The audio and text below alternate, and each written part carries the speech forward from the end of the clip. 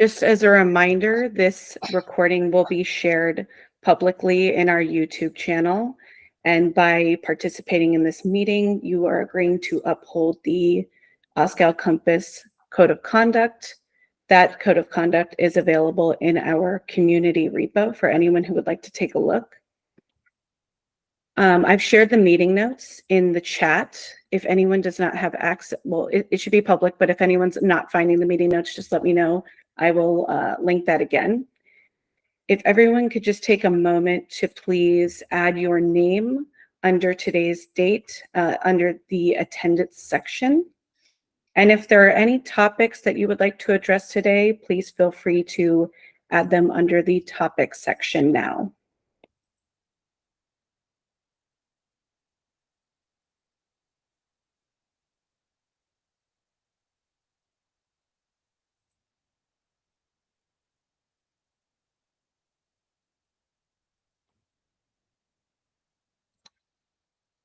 And while that is getting filled out, if there's any new members who would like to introduce themselves, please come off mute and tell us your name and what your interest is in OSCAL-Compass.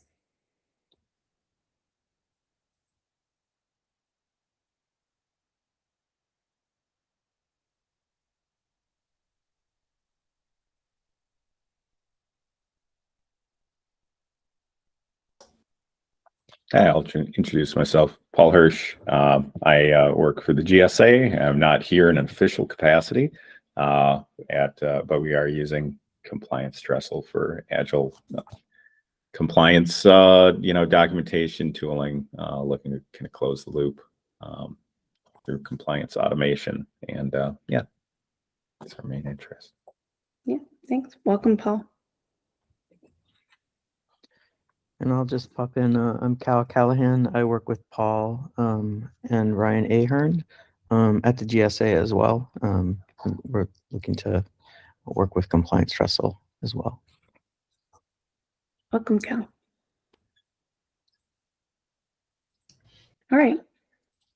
Oh. Go ahead, Zach. I'm Zachary Allison. Yeah. I also work with the GSA with Paul and Cal and Ryan, and I'm here to learn about OSCAL. Thank you. Yeah. Welcome, Zachary. Thanks. Anna Mercer. I'm also with GSA and work with Paul, Ryan, and Cal and Zach. All right. Welcome, Anna. I'm going to go ahead and share my screen here. And if there's anyone else that still wanted to introduce themselves, it's not too late. Feel free to do so. So I'll pause real quick just to make sure. All right. So some community updates. I wanted to give an update on our CNCF sandbox status. Trestle and the associated projects that were submitted have been voted in. So Trestle will be a CNCF sandbox project. So I just wanted to share that with everybody. I think it's down here. Yeah. Okay, here. So that passed. And then we have, oh, darn, I'm sorry. I stopped sharing my screen. That's not fun. Okay, let me go share it again.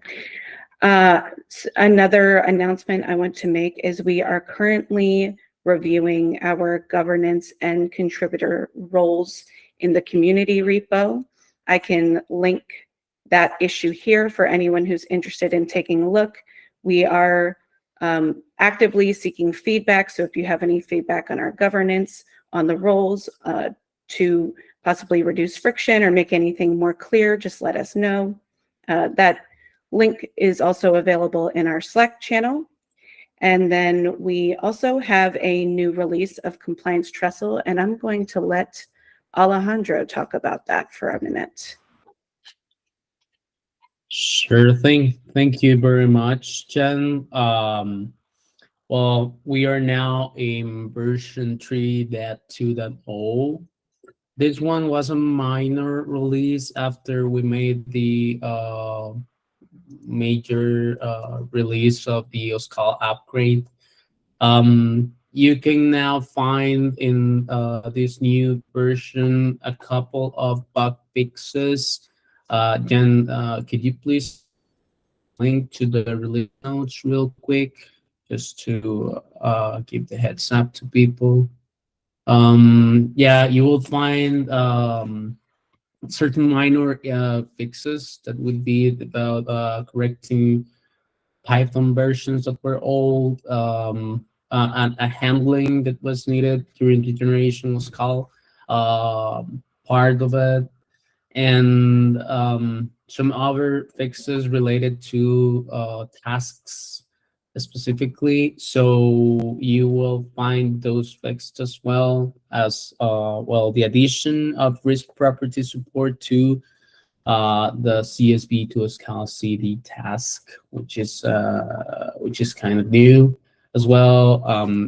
As you see, this shouldn't be breaking any behavior so far, but if still there's anything that you find weird or wrong there, please feel free to go ahead, open an issue, and we will be taking care of it. That's pretty much it for this release. Thanks.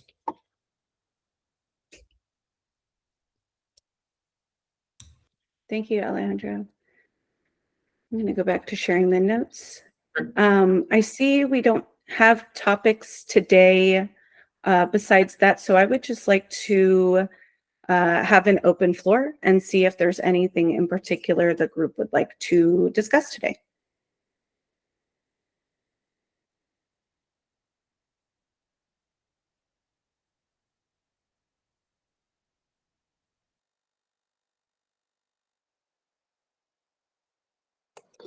I suppose a general question, has anybody in the group started trying to write component specs for existing products and trying to start the mechanism of assessment using those component specs? Because I'm just about to start doing that and would welcome any input and feedback on how to proceed.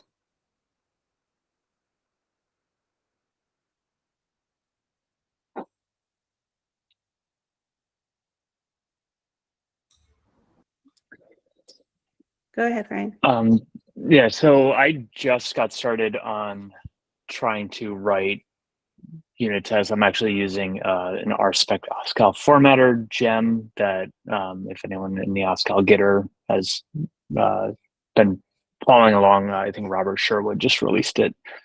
But it's not necessarily doing component specs, but it is writing unit tests and creating assessment results objects out of an application's unit tests. So maybe related, maybe entirely different than what you mean. But looking forward to seeing what you're doing.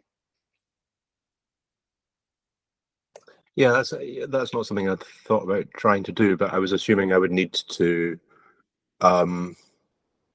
manually produce the content for a product in a component spec, looking at what its external profile is in terms of opened ports and that sort of thing. I'm just wondering if we've got prior experience of writing those kind of specs, and whether people are using formal tools or just doing the process entirely manually. So I, in the past couple months, had worked on using the Compliance Trestle SDK to produce component definitions from existing SCAP content. I don't know if anyone is familiar with the Compliance as Code content repository and outputs of that, but I have a demo repo that I've put together to produce some initial component definitions based on the products in that repository, and it has the concept of rules, which I found helpful in the assessment process. And it also kind of allows it to link up with another project in OSCAL-Compass called Compliance to Policy. I don't know if that's more along the lines of what you're looking for, Donald. I think it might be, yeah. If you can point me at that repo. I think I probably have scanned some of the repos that you shared before, but I couldn't find exactly what you're describing there. Yeah, let me Here, I can share it here, and I can even share it real quick on my screen. I just put the compliance to policy in there since I had it open from a similar conversation we had yesterday. Thanks, Ryan. So let me share this tab real quick. So this is the component definitions that are being generated, and the source content is from the compliance code repository. Here, they're going to be large, but here's kind of an example of OCP4, and it's pulling the rule information there. And then compliance to policy in particular would be looking for a validation component to link the actual implementation for the assessment. So the rules here are just describing the security capability or a relevant security capability of the product or the project. And then the actual implementation, which in compliance Trestle is referred to as a check, would be mapped and say that an example policy evaluation tool that I want to use is OPA or Kyverno. I would map this particular rule with a check name from Kyverno or OPA. Does that help make sense? Yeah, that makes sense. Thank you.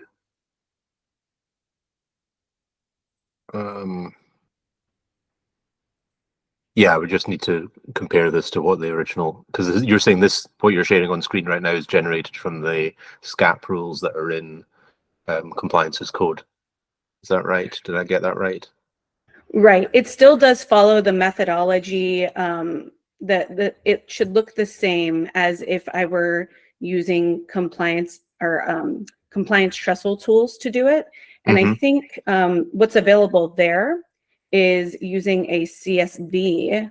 And I don't know, Lou or Vikas, if you have one of the examples handy that you've created with compliance Trestle for authoring component definitions like this.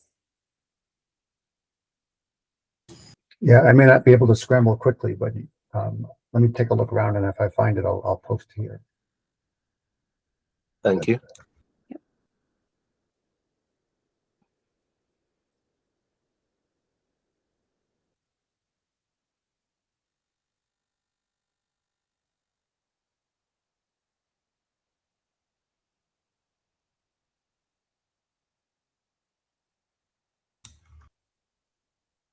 Any other topics? I think, Donald, an action item might be to get you some of those additional demo repositories to look at how to stand up a component definition from essentially not editing JSON, or if you don't have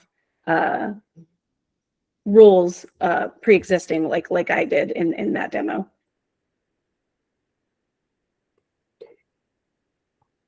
Yeah, because one of the things that's not clear to me is if I've got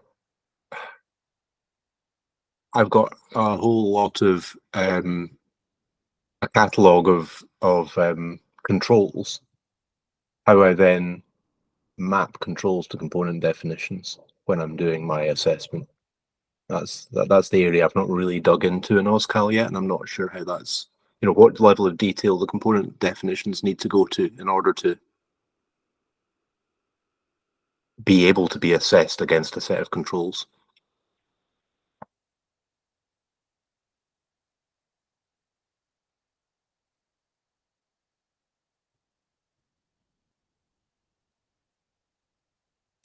Here, it looks like we got that example. I'm wondering if that would help a bit more. So here's an example of a managed component definition repo with compliance Trestle. And the methodology that you use to start out is you create the rules first in your CSV. So mapping out your security capability in this text-based way. And then once you do a transformation to a component definition, you can then generate Markdown where you can add a bit more context about your control implementation. Let me just show an example there. So here you have a link to your rule, this link to a particular control, and then compliance trestle resolves the control information from the catalog and the profile here. And then here is where you would enter the more specific implementation information. Right. Yeah, okay, that makes sense.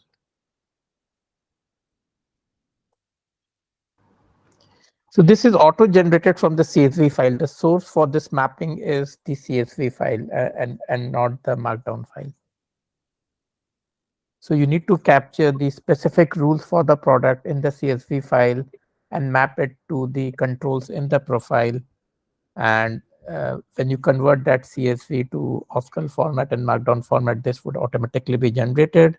What you can edit here in the Markdown file is the implementation status and the textual description of how this rule is implemented, because in OSCAL you can also capture this in a textual format. The rules is the additional thing that compliance trestle adds on top of what OSCAL provides. But the base OSCAL only provides you to add textual description of how the solution is implemented. So that can be captured here, the text, and that would go into the OSCAL JSON from here. Is that process described? I take it that's described on the compliance trestle project, is it? I've maybe missed that. We'll have to see. I believe there is some documentation on the component definition. Whether each step is mentioned, I'm not really sure, but yeah, it may not be, everything may not be captured there as part of the documentation. But what I would suggest is, I don't know, we have a set of blogs, again, which are captured in the README files here, in the OSCAL-Compass repo. If you look at it, there we do capture a lot more details. If you can look at those blogs, there is specifically one on Trestle SDK and these component definition, how the Markdown and JSON are managed. Just look at it. Some information may be available there also. Thank you. Okay. Just if I might interject, just going back to the CSV file for a minute. I mean, this is there was some recent discussion about this in the Gitter, the OSCAL Gitter, and the CSV. Trestle is opinionated in the sense that, you know, it has a particular way of interpreting OSCAL, and for rules in particular, we're very opinionated. And this has been an evolutionary process, and the support for rules, we've had discussions over, this has been like 4 years ongoing, and there was some discussion with the OSCAL NIST people about support for rules, and they actually created a branch in their development base to support rules, and they had a fairly intricate representation. And they at one time, OSCAL was having regular meetings monthly to discuss various things, and these meetings have ceased, and work on this particular item has ceased. And so it's kind of like in suspension right now. And I think that they are not going to go any further as of this time to do anything about rules. And I think that this is where the community can help to try and encourage them to do something, or we have to define it ourselves if they're not going to. So.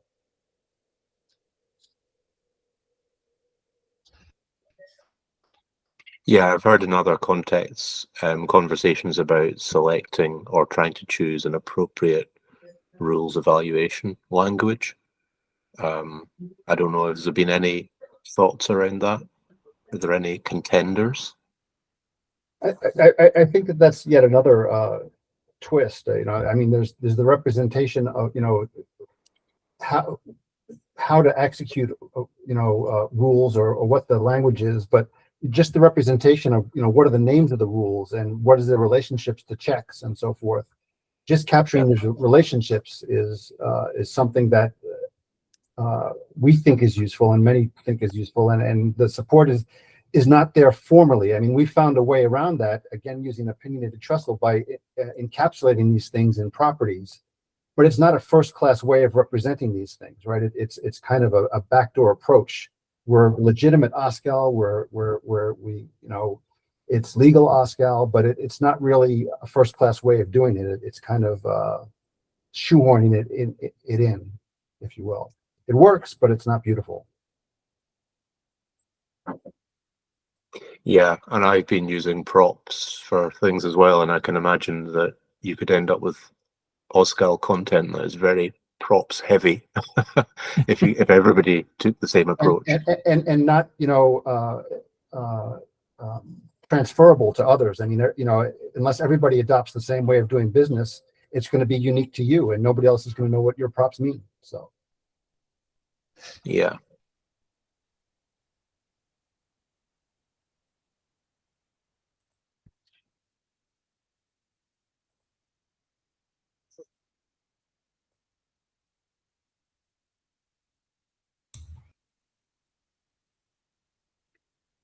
So we have 3 minutes left. Were there any other additional points on this topic? Any quick topics that anyone wants to bring up? Or even if there's something that you would like to see on future OSCAL-Compass community meetings, something you're specifically interested in that might take a bit more preparation, feel free to shoot out some of those ideas as well.